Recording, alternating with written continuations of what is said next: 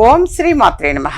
ఇప్పుడు తెలియజేసే అంశము, భగవంతుడికి మొక్కు అనేది మొక్కుకుంటూ ఉంటారు. అది మర్చిపోతే ఏమవుతుంది? ఆలస్యంగా మొక్కు చెల్లిస్తే గనక భగవంతుడు ఏమైనా ఆగ్రహిస్తాడా? ఇలాంటి సందేహం ఎవరికైనా కలిగి ఉంటే, మొక్కులు అంటే మొక్కుబడులు చెల్లించడం లేక మర్చిపోతే ఆలస్యమైతే భగవంతుడికి కోపం వస్తుందని, కీడు జరుగుతుందని కొంతమంది భయపడుతుంటారు. అలా భయపడాల్సిన అవసరం లేదు. యథార్థంగా సహజంగా కొద్దిమంది మర్చిపోతుంటారు కూడా. ఇప్పుడు మా ఇంట్లో అందరూ మగపిల్లడే పుట్టారమ్మా, వరుసగా ఒక ఆడపిల్ల పుట్టాలి, లక్ష్మీదేవి కావాలి, లక్ష్మీదేవి పుడితే గనక నేను చెల్లిస్తా అని అనుకున్నాను, ఆ విషయం మర్చిపోయారు అనుకోండి. ఇన్ కేస్ ఎగ్జాంపుల్ ఏమన్నా అవుతుందా? అలా సందేహపడక్కర్లే, అలా భయపడక్కర్లేదు యథార్థంగా. లేదా మరేదైనా మంచి ఉద్యోగం వస్తే మొక్కు చెల్లిస్తా అంటారు, వివాహం అయితే మొక్కు అని అంటారు, సొంత ఇల్లు కట్టుకుంటే అంటారు, లేదా మా ఇంటికి వారసుడు వస్తే అని చెప్పి మొక్కుకుంటుంటారు. రకరకాలు ఉంటాయి నాన్న. సరే, ఏది ఏమైనా నేను ఇలా మొక్కుకున్నది మర్చిపోయాను, ఏమన్నా అవుతుందా? లేదా లేటుగా తీర్చాను, ఏమన్నా అవుతుందా? యథార్థంగా అలాంటి ధర్మ సందేహాలు ఏమీ కూడా అలాంటి భయపడాల్సిన అవసరం అయితే యథార్థంగా లేదు. భగవంతుడు అంతఃకరణ శుద్ధిని, భక్తిని మాత్రమే ఆశిస్తాడు తప్ప భక్తులను ఇబ్బంది పెట్టాలి అని చెప్పి ఎప్పుడూ కూడా చూడడు. మొక్కు గురించి మీరు తెలుసుకోవాల్సిన ముఖ్యమైన విషయాలు, దేవుడికి ఇచ్చిన మాటను నిలబెట్టుకోవాలి అన్న భావన మాత్రమే మనకి ముఖ్యం.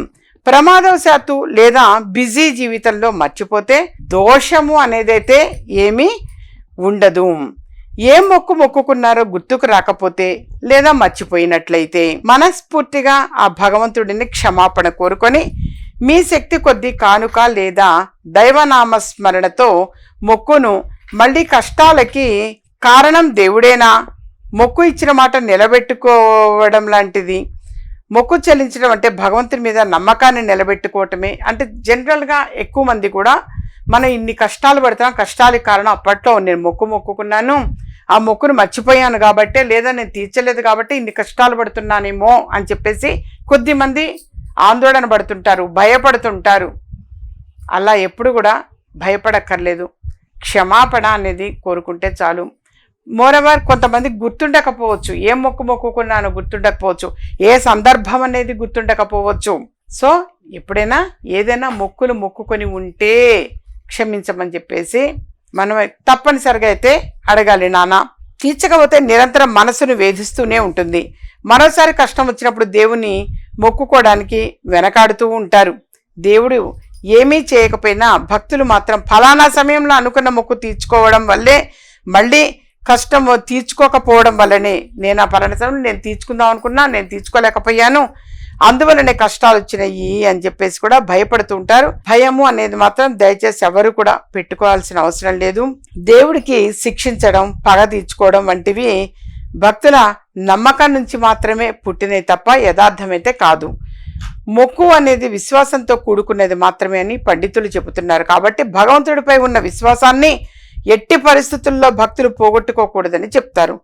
భగవంతుడు మనల్ని ఎలాంటి కష్టాల నుంచి గట్టెక్కిస్తే దానికి కృతజ్ఞతగా మొక్కుకుంటాము. కాబట్టి మొక్కును ఒక బాధ్యతగా భావించి తీర్చుకోవడం మంచిది, అంతే తప్ప అది మనకు మనశ్శాంతిని ఇస్తుంది. ఒకళ్ళ కోసం కాదు, మనకు మనశ్శాంతి.